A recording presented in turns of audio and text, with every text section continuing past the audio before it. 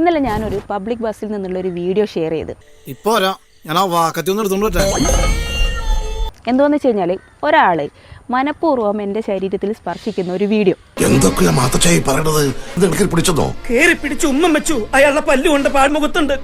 ഒരു ആക്സിഡന്റ് അല്ല, ഒരു മിസ്അണ്ടർസ്റ്റാൻഡിങ്ങും അല്ല, ഇത് മേജർ സൈക്കോളജിക്കൽ ഇഷ്യൂവും സെക്ഷൽ ബൗണ്ടറി വയലേഷനുമാണ്. അതായത് കൺസെന്റ് ഇല്ലാതെ ഒരു മനുഷ്യന്റെ ശരീരത്തിൽ തൊടാൻ ആർക്കാ അവകാശമുള്ളത്?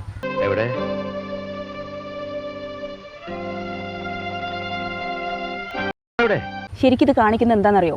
അയാൾക്ക് അയാളുടെ ഇമ്പൾസ് കൺട്രോൾ ചെയ്യാനുള്ള ശേഷിയില്ല, മറ്റുള്ള മനുഷ്യന്മാരോടുള്ള എമ്പതി ഇല്ല. ആരാത് പറഞ്ഞേ? എടോ, ഇതൊക്കെ ആരെങ്കിലും പറഞ്ഞിട്ട് വേണോ?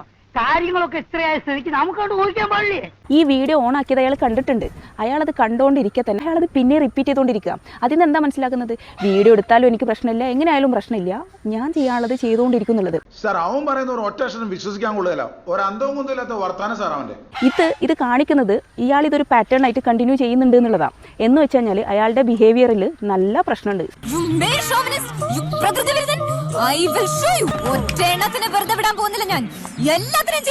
ക്യാമറ ഓൺ ആക്കി ഈറ്റിയൊക്കെ നിങ്ങൾ നോക്കിയാൽ നോർമലി വ്ലോഗ് എടുക്കുന്ന പോലെ അടിപൊളിയായിട്ട് ചിരിച്ചു നിന്നിട്ട് ഇവളുണ്ടല്ലോ 10 രൂപ കൊടുക്കാന്ന് പറഞ്ഞ പൂരപ്പറമ്പിൽ പബ്ലിക് ആയിട്ട് മൂത്ര വയ്ക്കുന്ന കക്ഷിയാ. ഇതിന് ശേഷം വേറൊരു ആംഗിളിലേക്ക് ക്യാമറ ഇരിച്ചിട്ട് കാണിക്കുന്നുണ്ട്, അയാൾ മുട്ടിക്കുന്നുണ്ട്, കൈ കൊണ്ടൊന്ന് മുട്ടിക്കുന്നുണ്ടെന്ന്. അപ്പോഴും അതിനകത്ത് ചെറുതായിട്ട് നമുക്കൊന്ന് കാണാൻ പറ്റും അയാളുടെ കയ്യിൽ മൊബൈലും എന്തോ ഇരിക്കുന്നുണ്ട്, വേറെ എന്തോ അയാൾ നോക്കുന്നുണ്ട്. ആദ്യമേ നിങ്ങൾ പെൺകുട്ടികൾ ഒരു കാര്യം മനസ്സിലാക്കുക, ഇതുപോലെ കാര്യങ്ങൾ നടക്കുമ്പോൾ നിങ്ങൾക്ക് വീഡിയോ എടുക്കാം. വീഡിയോ എടുക്കുന്നത് സോഷ്യൽ മീഡിയയിൽ അപ്ലോഡ് ചെയ്യാനുള്ള ഇന്റൻഷനും കൊണ്ടായിരിക്കരുത് പോലീസിൽ സബ്മിറ്റ് ചെയ്യാൻ വേണ്ടി.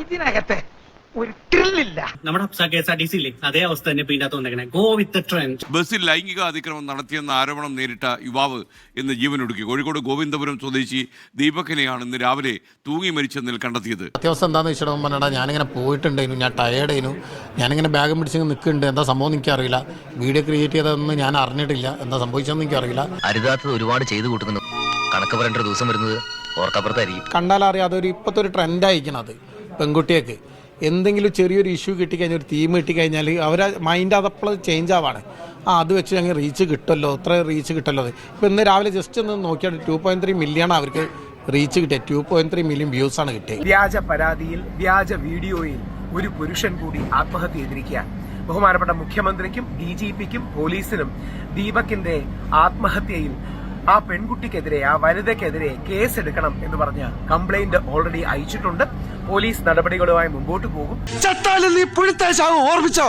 ചത്താലും നീ പുഴുത്തേ ചാവും.